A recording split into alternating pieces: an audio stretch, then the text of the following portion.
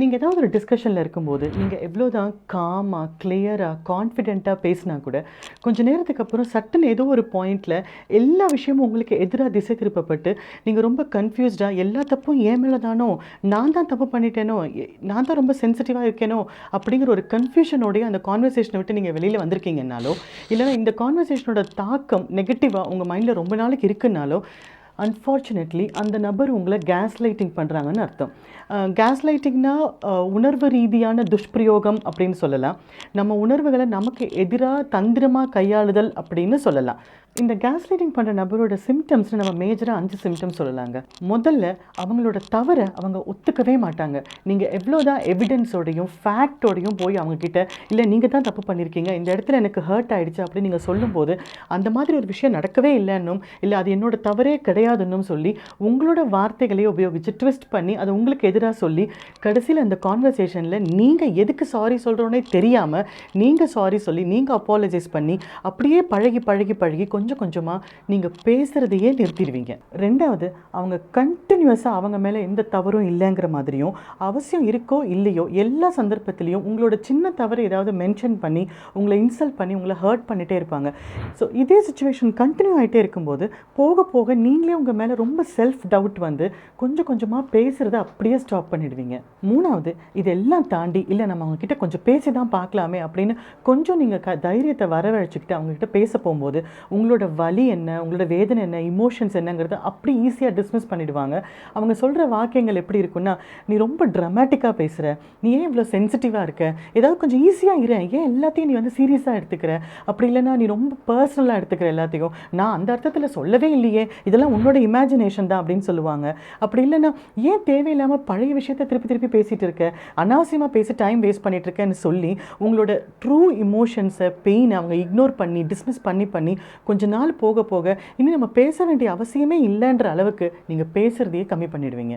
நாலாவது விஷயம், சரி ஓகே நம்ம யார்கிட்டயாவது ஹெல்ப் கேட்கலாம், இல்லை யாராவது ஒரு ஃப்ரெண்டுக்கிட்ட பேசலாம் அப்படின்னு இந்த ரிலேஷன்ஷிப்பில் இருந்துட்டு ஒரு 5-6 வருஷம் கழித்து நீங்கள் திரும்பி பார்க்கும்போது தான் உங்களுக்கு ரியலைஸ் பண்ணுவீங்க, நமக்கு யாருமே இல்லை, நமக்கு ஃப்ரெண்ட்ஸே இல்லை, நமக்கு ரிலேட்டிவ்ஸே இல்லை, யாரை நம்பி நான் போய் இப்போ எனக்கு இப்படி ஒரு ஹெல்ப் வேணும்னோ இல்லை இப்படி ஒரு பிரச்சனையில் நான் இருக்கேனோன்னு யார்கிட்ட சொல்கிறதுன்னு தெரியாத அளவுக்கு ஸோ உங்களை தனிமைப்படுத்தி வச்சுருப்பாங்க, ஐசோலேட் பண்ணி வச்சுருப்பாங்க. ஸோ இந்த சுச்சுவேஷனில் நீங்கள் கொஞ்ச நாளாகவே யார்கிட்டையும் பேசாமே இருந்து தனிமையிலேயே இருந்து நீங்கள் பேசுகிறதையே கம்ப்ளீட்டாக மறந்து போய் ஸ்டாப் பண்ணியிருப்பீங்க. அஞ்சாவது, நீங்கள் இதெல்லாம் மீறி ரொம்ப தைரியத்தோட இந்த விஷயத்தை பற்றி பேசியே தீரணும், இவங்ககிட்ட இவங்க தப்பை நம்ம சொல்லணும், நம்ம காயப்பட்டிருக்கோன்னு நம்ம சொல்லணும் அப்படின்னு ட்ரை பண்ணி நீங்கள் போகும்போது நீங்கள் கிளியராக திங்க் பண்ண ஆரம்பிச்சிட்டிங்க அப்படிங்கிற ஒரு சின்ன தாட்டை, ஒரு சின்ன ஐடியா அவங்களுக்கு கிடைச்சா கூட உங்களை எப்படி வந்து உங்கள் கான்ஃபிடன்ஸ் லெவலில் ஸ்பாயில் பண்ணுறதுங்கிறதோ இல்லை எந்த வார்த்தையை உபயோகப்படுத்தினா நீங்கள் உடஞ்சி போயிடுவீங்கன்னு அவங்களுக்கு தெரிஞ்சு கரெக்டாக அந்த அஸ்திரத்தை உங்கள் மேலே யூஸ் பண்ணி அவங்களோட இந்த ஒப்பீனியேட்டட் வேர்ட்ஸாலையும் ஐடியாஸாலையும் உங்களோட கான்ஃபிடன்ஸ் லெவல் சுத்தமாக தகர்ந்து போயிருக்கும்.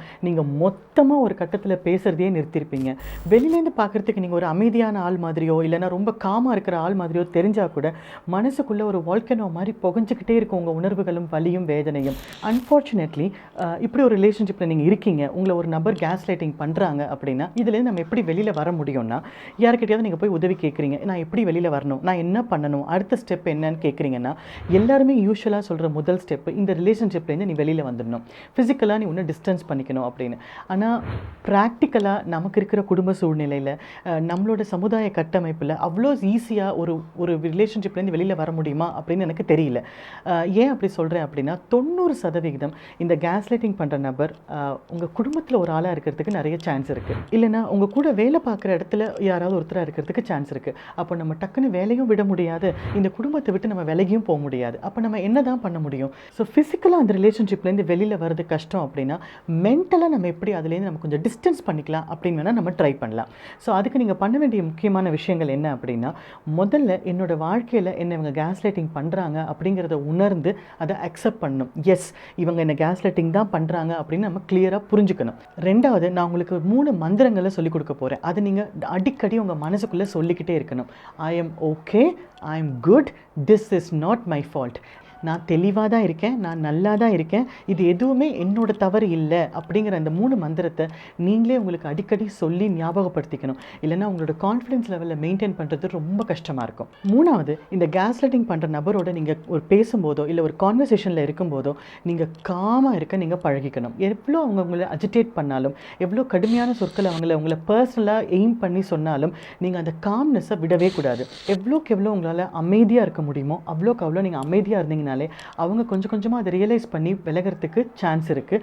4வது, இந்த ரிலேஷன்ஷிப்லேயே நீங்கள் கொஞ்சம் வெளியில் வரணுன்னாலோ இல்லை நீங்கள் இன்னும் கொஞ்சம் கான்ஃபிடென்ட்டாக ஃபீல் பண்ணணுனாலோ கண்டிப்பாக உங்களுக்கு வெளியிலேருந்து ஒரு உதவி கண்டிப்பாக அவசியம். அதனால் நீங்கள் உங்களுக்குன்னு ஒரு ஃப்ரெண்ட்ஸ் குரூப்பை கொஞ்சம் கொஞ்சமாக இனிமேலாவது ஃபார்ம் பண்ணுன்றது ரொம்ப முக்கியம்.